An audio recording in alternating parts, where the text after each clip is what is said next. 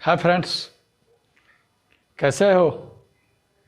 चलिए, I hope अच्छे होंगे। Okay, NCERT book class 10th maths 2 चर वाले रैखिक समीकरण प्रश्नावली 3.1। ओके, एनसीईआरटी बुक का है। ओके, अगर वीडियो पे पहली बार हो, ठीक है, तो प्लीज़ रिक्वेस्ट है कि पिछला वीडियो भी देखने का प्रयास कीजिएगा, तो ये समझ में आ जाएगा। प्रश्नावली 3.1 चल रही है। ओके, देखिए फर्स्ट क्वेश्चन क्या है। देखिए मेरे भाई, फर्स्ट क्वेश्चन यही है। प्रश्नावली 3.1 एनसीईआरटी बुक है। ओके, बोल रहा है कि आफ्ताब अपनी पुत्री से कहता है, आफ्ताब जो है अपने पुत्री से कहता है, क्या कहता है भाई? कह रहा है कि 7 वर्ष पूर्व यानी 7 वर्ष पहले मैं तुमसे 7 गुनी आयु का था। 7 वर्ष पर अपने पुत्री से बोल रहा है, ठीक है, आफ्ताब है कि 7 वर्ष पहले मैं तुमसे 7 वर्ष पहले मैं तुमसे 7 गुनी उम्र का था। अर्थात कहने का मतलब कि अगर उसकी लड़की है, क्या बोलते हैं, ये तो गड़बड़ है तो नहीं जी। अच्छा एक बात बताइए, 7 गुनी आयु का, अगर ये मान लीजिए कि 5 वर्ष का भी होगा तो ये बंदा 35 वर्ष का होगा। अगर ये लड़की 10 वर्ष की होगी तो ये उसके 7 गुनी यानी 70 वर्ष का हो जाएगा। ये लीजिए, बुढ़ा हो जाएगा। चलिए, ये तो थोड़ा तर्क संगत है। 7 वर्ष पूर्व मैं तुमसे 7 गुनी आयु का था, अब से 3 वर्ष बाद, और अब से 3 वर्ष बाद, तो 7 गुनी था, कह रहा है कि अब से 3 वर्ष बाद केवल 3 गुनी आयु का ही रह जाऊंगा। अब से 3 वर्ष बाद माने 3 गुनी का रह जाएगा। 3 गुनी मतलब वो अब जितना वर्ष का होगा वह 3 वर्ष का हो जाएगा, तो कह रहा है 3 गुनी हो जाएगा। तो इस स्थिति को बीजगणितीय एवं ग्राफीय रूप में व्यक्त करना है, तो मैं बीजगणितीय रूप में व्यक्त कर दे रहा हूँ। ग्राफीय तो यहाँ ग्राफ खींचना पड़ेगा, बोलिएगा तो खींच सकते हैं। ओके, तो देखिए ऐसी स्थिति में हम अलग अलग मानते हैं उम्र, ठीक है। हम मान ले रहे हैं, नाम है ये, देखिए 2 चरों वाले रैखिक समीकरण। इसमें 2 चर रहेगा, X Y, A B, L M, कुछ भी हो सकता है, पी क्यू, ठीक है। 2 चर होगा, नाम ही है 2 चर वाले रैखिक समीकरण। तो ये थोड़ा एनसीईआरटी हमको लग रहा है कि ये दूसरे टाइप के, और दूसरे बुक वाले तो पहले क्या करते हैं, समीकरण दिया हुआ रहता है, उस समीकरण को जो 5 मेथड है, 5 गो विधि है, उसके माध्यम से बनाना पड़ता है। और इसमें तो पहले समीकरण सेट करने के लिए भाषा ही लेकर के रख दिया गया है, ठीक है। तो इसलिए ये बुक जो होता है ना, जानते हैं, ये बस एग्ज़ाम के लिए बड़ा परफेक्ट होता है, लेकिन चाहिएगा कि नॉलेज हो जाए। नो, एक क्वेश्चन में, एक चैप्टर में 3 4 को क्वेश्चन देता है, इससे क्या हो, नहीं तो साल में 3 बार ख़त्म हो सकता है। ओके, हम अपने संस्था में ये नहीं चलाता हूँ, ठीक है। देखिएगा, मान ले रहे हैं हम, माना कि, ओके, क्या मानिएगा भाई, आफ्ताब की वर्तमान आयु बराबर x वर्ष, ओके, और उसकी पुत्री आफ्ताब, पुत्री आफ्ताब का ना, पुत्री जी की वर्तमान आयु y वर्ष। ओके, आफ्ताब के मान लिए कि वो x वर्ष की होगा, ओके, और उसकी पुत्री y वर्ष की, मेरे को मालूम थोड़ी है। तब कह रहा है, आइए प्रश्न बोल रहा है मेरे भाई कि 7 वर्ष पूर्व मैं तुमसे 7 गुनी आयु का था। तो 7 वर्ष पहले, तो 7 वर्ष पहले तो ये तो 7 वर्ष पहले कुछ होगा, ये भी 7 वर्ष पहले कुछ होगा ना जी। अर्थात 7 वर्ष पहले तो इसको भी माइनस 7 करेंगे और इसको भी 7 करेंगे माइनस, ओके। और दोनों को पहले हम बराबर लिख देंगे, अब उल्टा करेंगे क्योंकि मेरे को बराबर करना है। अगर ये 7 वर्ष 7 गुनी होगा तो इनको 7 गुनी करेंगे, अगर ये 7 गुनी होगा तो उनको 7 गुनी करेंगे, ओके। तो कह रहा है कि 7 वर्ष पूर्व मैं तुमसे 7 गुनी आयु का था। तो 7 वर्ष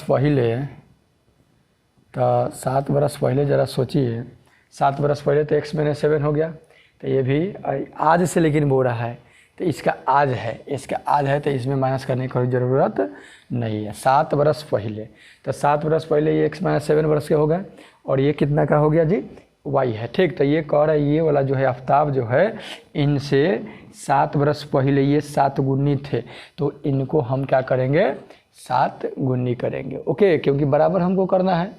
हाय देखिए ये ऐसे नहीं होगा, ठीक है। ज़रा सोचिए 7 वर्ष पहले अगर मैं अपने से 7 वर्ष पहले जाऊं और किसी से तुलना करूं तो वो भी तो 7 वर्ष पहले कुछ होगा ना, इसलिए यहाँ पे क्या करेंगे ये 7 वर्ष पहले, और सीधी सा तर्क ये है कि पहले की कहेगा तो माइनस करेंगे और बाद के कहेगा तो प्लस करेंगे, ठीक है। और दोनों को करेंगे, ऐसे नहीं कि एक ही को करेंगे, क्योंकि अभी वो तो बैठा नहीं रहेगा, वो भी तो 7 वर्ष पहले कुछ होगा ना, इसलिए ये वाई माइनस 7 पे। अब देखिए ये पिता का माने है और ये पुत्र का माने है, तो ये 7 वर्ष पहले ये 7 गुनी था। अब मेरे को क्या करना है इक्वल करना है, तो इक्वल करना है भाई, तो इक्वल करना है तो ये जब 7 गुनी है तो इनको 7 गुनी करना पड़ेगा तबे ना होगा इक्वल। तब क्या करेंगे इनको हम क्या करेंगे 7 वर्ष पहले क्या था 7 गुनी, तो 7 से इसमें गुना करेंगे, ओके। आई होप ये बात समझ गए होंगे, क्योंकि मेरे को इक्वल करना है मेरे भाई, तो जब ये 7 गुनी है तो इनको 7 गुनी करना पड़ेगा। चलिए अब इसी को हल कीजिए, x माइनस 7 इसको गुना कीजिएगा तो क्या होगा 7y आई 7 49, अर्थात एक से प्लस के 7y तो इन्हें आएगा तो माइनस के 7y, माइनस के 7 रहने दीजिए, माइनस के 49 है तो इधर आएगा तो प्लस के 49, उनसे कुछ भी ना बचा तो 0 बचा, ओके। तो x सॉरी यहाँ x छूट गया, माइनस के 7 माइनस के 7 है तो 49 में से 7 जाएगा तो कितना होगा जी 42, नहीं तो ये हो गया x माइनस 7 Y Y Y Y Y Y ना है जी y, ओके। तो मेरा फर्स्ट समीकरण क्या होगा x माइनस 7y प्लस 42। मेरे को केवल समीकरण सेट करने के लिए कह रहा बीजगणितीय गणितीय रूप में लिखने के लिए, तो मेरा 1 हो गया। फिर कह रहा है एक बात और बोल रहा है कि 3 बरस कितना है जी, हाँ अब से 3 बरस बाद, ओके। तो ज़रा सोचिए 3 बरस बाद के मतलब कि x प्लस 3 ये भी हो जाएगा और ये y प्लस 3 हो जाएगा। अब कह रहा है कि 3 बरस बाद मैं केवल 3 गुनी आयु का रह जाऊंगा, 3 गुनी आयु का ये 3 गुनी का रह जाएगा, तो इनको क्या कीजिए जी 3 गुनी कर दीजिए, ओके। वो सॉरी नहीं दिख रहा है, बड़ा बड़ा लिखना पड़ता है दिखने के लिए। 3 बरस बाद प्लस पहले माइनस, ओके। तो इनको भी 3 गुनी कर दे, 3 बरस बाद कर दे रहे हैं। अब ये 3 बरस बाद यानी आफ्ताब की आयु, ये उसके पुत्री की आयु का ये 3 गुना है, तो किसको 3 गुना करेंगे जी इसको 3 गुना करेंगे। क्यों करेंगे, क्योंकि मेरे को इक्वल करना है इसलिए करेंगे, ओके। तो x प्लस 3 ये करेंगे तो हो जाएगा 3y, 3 3 की 9, तो x प्लस के 3y तो इधर आएगा तो माइनस 3y, ये जनाब 3 रहेंगे, प्लस के 9 तो इन्हें आएगा था माइनस के 9, तो इसलिए हो गया x माइनस 3y, और 9 में से 3 गया तो माइनस के 6 बराबर 0, समीकरण सेकंड। ये मेरा क्या हो गया समीकरण सेट हो गया, बीजगणितीय रूप में इसको हमने ढाल दिया, ओके। तो यही हो गया आपका आंसर। और एक कह रहा है ग्राफ, ये विधि से ग्राफ इसके खींचने के लिए कह रहा है, ठीक है। तो ग्राफ है, तो ग्राफ के लिए मैं ग्राफ के कॉपी पर वीडियो बनाऊंगा, ओके। तो उनमें ये सब सारे बातों को ग्राफ कैसे खींचा जाता है 5 मार्क्स के आता है मेरे भाई, फिर ध्यान दीजिएगा। सारे ग्राफ को हम खींच करके जो वहाँ पे आएगा ना सेम टू सेम समझिए वही हम खींचेंगे, ओके। जब तब तक लेकिन नेक्स्ट क्वेश्चन समझिएगा, ऐसा ये बेवकूफ़ नहीं बना रहे हैं आपको, है ग्राफ कोई बड़ी बात नहीं है, ठीक है।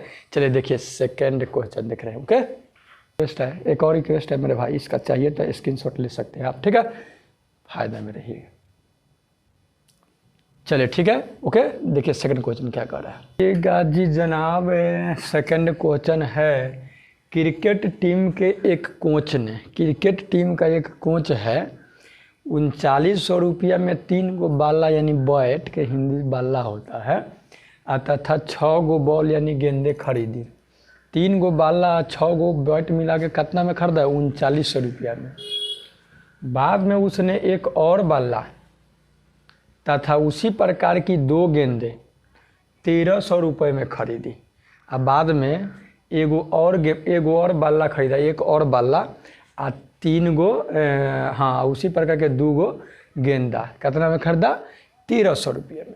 तो कह रहे हैं कि भाई इसको बीजगणितीय तथा ज्यामितीय रूप में व्यक्त, बीजगणितीय तो हम तो ये तो समीकरण वाला सेट कर देंगे, अब ज्यामितीय तो ग्राफ खींचना पड़ेगा, तो उसके लिए जो ग्राफ के लिए जोगा के रखेंगे ग्राफ के कॉपी पर, ऐसे वीडियो तो बनेगा नहीं बोर्ड पे, उसके लिए ग्राफ वाले पे कॉपी पर बताएंगे। ओके, धैर्य रखिएगा। चलिए, एमे क्या क्या है, एगो बाला बा एगो गेंदा बा, ठीक है, अर्थात बाला मानेंगे और गेंदा मानेंगे। मान लेंगे हम माना कि बल्ले का मूल्य या दाम बराबर x रुपया, ठीक ना। तो बल्ला के मूल्य यानी दाम, ठीक है, x रुपया मान लिए, और गेंदा कितना के y रुपया के मान लिए। ओके, प्रश्न से कौ बल्ला खरीद ले मेरे भाई? 3 गो। आइए गो बल्ला के दाम 100 रुपया, तो 3 गो बल्ला के 3x होगा कि नहीं होगा? ओके, तो हो जाएगा आपका 3x। आ गेंदा को खरीद ले 6 गो, तो एगो गेंदा के दाम हम माने हैं y रुपया, तो 6 गो के 6y नहीं हो जाएगा। आ दोनों के क रुपया में खरीद ले हैं? 3900 रुपया में खरीद ले। ओके, अब ज़रा विचार कीजिए, अगर हम कहें कि एक चॉकलेट का दाम 2 रुपया है, 10 गो चॉकलेट आप खरीद रहे हैं, तो 10 दूनी 30 ना हो जाएगा? 30 हो जाएगा कि 20 होगा जी? 20 होगा, ठीक है, तो वही बात है। तो 3x + 6y बराबर 3900 रुपीज़। ओके, अब इसमें से कुछ कॉमन है मेरे भाई, ले सकते हैं कॉमन। 3 कॉमन है, तो 3 ले लीजिएगा, तो x और यहाँ 2y बराबर में है 3900। तो ये 3 से, ये तो 3 से काट दीजिए, अब क्या बहुत पढ़ा दिए। 3 से 3 कम 3, 3 3 के 9, 00, इसीलिए हो गया x + 2y बराबर, सॉरी इसमें कॉमन उमन मत लीजिए, खाली सेट करने के लिए कह रहा है, सेट कर दीजिए। ओके, सेट केवल कर दीजिए, बस इतना ही हो गया, ठीक है। इसमें हमको बनाने के लिए बात कह नहीं रहा, ठीक। अब देखिएगा, अब दूसरा बात क्या कह रहा है कि बाद में उसने एगो और बाला आता था, उसी प्रकार के 2 गो गेंदा, तो एगो बाला का दाम तो 100 रुपया माने हैं, अर्थात पुनः प्रश्न से लिख सकते हैं, पुनः प्रश्न से एगो और बाला आ 2 गो बैट खरीदा है, सॉरी बैटे के ना हिंदी बाला होता है, गेंदा। तो एगो के 100 रुपया आ 2 गो गेंदा के 2 ही होगा, कितना रुपया में? 1300 रुपया में खरीदे। ये समीकरण सेकंड हो गई। ये आपका क्या आ गया? बीजगणितीय रूप में इसको व्यक्त कर दिए, अर्थात जो चैप्टर का नाम है, चैप्टर का नाम क्या है? 2 चर वाले रैखिक समीकरण। तो एगो चर 1 सवाई 2 को हो गया कि नहीं हो गया? तो इस तरह से 2 को व्यक्त हो गया। अब एक क्वेश्चन और बच गया, उसको भी मैं बना दे रहा हूँ। ओके, देखिएगा 3rd क्वेश्चन। तो ये चैप्टर 3.1 खत्म हो जाएगा जी। 3rd क्वेश्चन, 2 kg सेब और 1 kg अंगूर का मूल्य किसी दिन 160 रुपया था। ठीक है, 2 kg सेब और 1 kg अंगूर का मूल्य किसी दिन 160 रुपया था। पहला ही का क्वेश्चन सेट है। अब 2 kg अंगूर 2 kg सेब 1 kg अंगूर 160 में ना मिलेगा। 1 महीने बाद 4 kg सेब और 2 kg अंगूर का दाम जो हो गया 350 रुपया हो गया। ठीक है, ये तो है, देखिए ये दुगना हो जा रहा है, ये भी दुगना हो जा रहा है, तो ये रेट भी 150 दूना 300 होता है, हो जाता है। इस स्थिति को बीजगणितीय तथा ज्यामितीय रूप में व्यक्त करना है। मान ले रहे हैं हम, ठीक है, कि सेब दिया होगा 100 रुपये किलो। अब 100 रुपये किलो वही कुछ रुपया होगा, 50 रुपये या 60 रुपये या 40 रुपये। ठीक है, यहाँ तो मानना है तो भाई कुछ हो मानेंगे हम। माना कि 1 kg सेब का मूल्य यानी दाम x रुपया, ओके, और 1 kg अंगूर का मूल्य बराबर y रुपया। ओके, 1 kg सेब के मान लिए 100 रुपया, 1 kg अंगूर के मान लिए y रुपया। अब ज़रा सोचिए, 2 kg सेब है, 1 किलो के 100 रुपया माने तो 2 किलो के 2x होगा कि ना होगा? ठीक है, अर्थात यहाँ लिखेंगे हम प्रश्न से 2 kg तो 2x हो जाएगा। 1 kg अंगूर तो 1 kg के तो y मान रही है y। अब कहिएगा कि प्लस काहे कर रहे हैं, तो भाई जोड़ेंगे तब ना, क्योंकि सम्मिलित मूल्य है, दोनों को जोड़ करके है। ठीक है, 160 रुपया, तो यह कर दिए हम 160। समीकरण फर्स्ट एक बीजगणितीय रूप हो गया, एक और बनाना है। ओके, तो पुनः प्रश्न से पुनः प्रश्न से, ठीक है। तो पुनः प्रश्न से चलिए जी, कह रहा है कि 4 kg सेब, तो 4 kg के मतलब कि 4x हो जाएगा ना, यानी 4x यानी 4x अंग्रेजी में बोले तो, और 2 kg अंगूर तो माने कि 2y बराबर कितना रुपया, 300 रुपया, 300 रुपया, ठीक है। तो ये हो गया आपका समीकरण सेकंड, ये बन गया। अब देखिए आप कहिएगा कि बेवकूफ़ बना रहे हैं, बुड़बक, तो हम ग्राफ भी इसका खींच दे रहे हैं। ये कह रहा है कि ज्यामितीय रूप में भी, ठीक है। तो देखिए बोर्ड पे इसका ये समझ में आ गया है, आई होप समझ में आ गया होगा। ओके, चलिए इसको मिटा रहे हैं और ग्राफ खींच रहे हैं। चलिए यहीं पे देखिए, थोड़ा छोट छोट लिखेंगे लेकिन इधर मिटा रहे हैं। क्वेश्चन से तो समझ में आ गया, क्वेश्चन समझ में आ गया, मिटा दे रहे हैं। और आपके पास बुक होगा तो और बेटर है, इसको भी मिटा दे रहे हैं। मेरे को ज़रूरी है कि ये इस समीकरण से फर्स्ट और सेकंड से, ठीक है। तो ये समीकरण फर्स्ट और सेकंड मैं याद रख रहा हूँ क्या है, ये सबको मिटा दे रहे हैं। चलिएगा देखिएगा क्या करेंगे। सबसे पहले तो मेरे भैया की तो ग्राफ की कॉपी है नहीं, ये तो इसको क्या बोलेंगे, ये ब्लू बोर्ड है, ठीक है। इसको बोलते हैं मेरे भाई वाई अक्ष और इसको बोलते हैं एक्स अक्ष, ओके। और एक बात और समझ लीजिएगा, एक्स अक्ष और वाई अक्ष के कटान बिंदु को बोलते हैं मूल बिंदु। तो यहाँ कटा ना, इसको ओरिजिन बोलते हैं, मूल बिंदु। इसको वाई और इसको वाई डैश, इसको एक्स डैश और इसको एक सॉरी इधर एक्स और इधर एक्स डैश, ठीक है। अब ये इसमें देखिए, ये समीकरण फर्स्ट है, ये समीकरण सेकंड है। पहले मेरे को बिंदु चाहिए, ओके। तो बिंदु कैसे निकलेगा, तो ये काम करने से पहले जो रूलिंग एक पेज देता है वहाँ पे, ठीक है। एक को ग्राफ का एक पेज देता है, कोई रूलिंग रहता है, कोई ग्राफ रहता है। तो रूलिंग के पास काम हम करेंगे समीकरण को हल करने का, और क्या करेंगे, ग्राफ खींचने का, उसको पलट करके। तो लिखेंगे, ज़रा समझिएगा। ये जो समीकरण फर्स्ट देख रहे हैं, समीकरण फर्स्ट के लिए मान सारणी, ओके। ये फर्स्ट देख रहे हैं ना, 2x + y बराबर 160 है। इसके लिए पहले हम क्या करते हैं, एक मान सारणी तैयार करते हैं, ओके। एक बात और सुन लीजिएगा मेरे भाई, कि 2 चर वाले रैखिक समीकरण का अनंत हल होता है, ठीक है। हल की संख्या वो लेकिन पोजीशन के अनुसार होता है, ठीक है। कब हल, अब क्या कर रहे हैं हम, अपने से, अपने मन से, ओके, x के जगह पर 0 भर रहे हैं, ओके। तो जब 0 भरेगा तो ये तो बंदा 0 हो गया। तो मेरा बचेगा कितना, x बराबर 1y बराबर 160। अब क्या करेंगे, फिर एक बार y में रखेंगे 0। तो y में जब 0 रखेंगे तो ये बंदा हो गया 0। तो बचा मेरा 2x बराबर 160, 2 से काटेंगे तो 80 मरते में कटेगा। तो मेरा बिंदु मिला 0 और 160 और 80 और 0, ओके। समीकरण फर्स्ट के लिए मेरे को मिल गया। अब किसके लिए हम चलेंगे, समीकरण सेकंड के लिए मान सारणी सब। तो यहीं पे लिख दे रहे हैं हम ऐसे, लेकिन इस तरह इन्हें उन्हें थोड़ी लिखा जाता है। समीकरण सेकंड के लिए मान सारणी, ओके।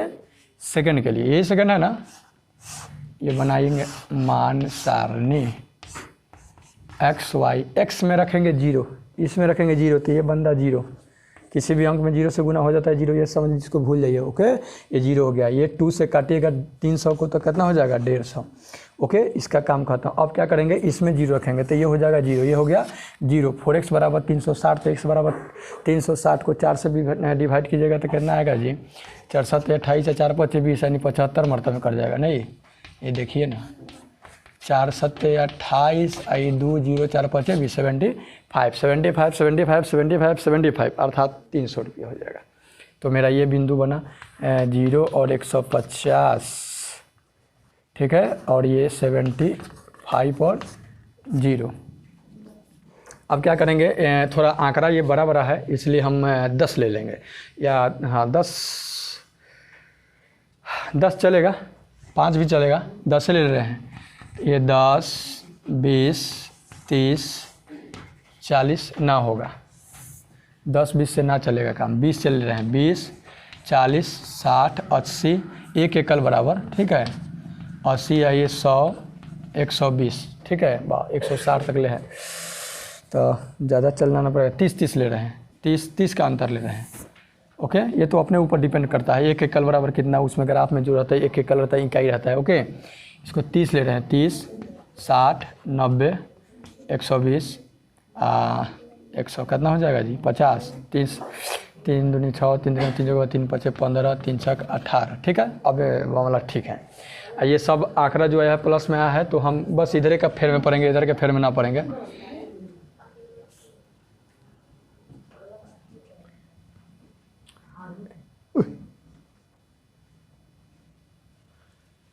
फिर लेंगे यहाँ 30, 60, 90, 3 तरीके 9, 3 तरीके 9, 3 चौका 12, थोड़ा और 12 रखेंगे और 3 5 15, बस रहने दीजिए, कोई बात नहीं। देखिए x में 0 है मेरे भाई, तो 0 मतलब यहीं पे रह जाएगा। ओके, और y में कितना है, इस देखिए x को इंडिकेट करता है ये y को। ठीक है, x को कोटि कहते हैं, y को भुज कहते हैं, सब बात बताएंगे ग्राफ में।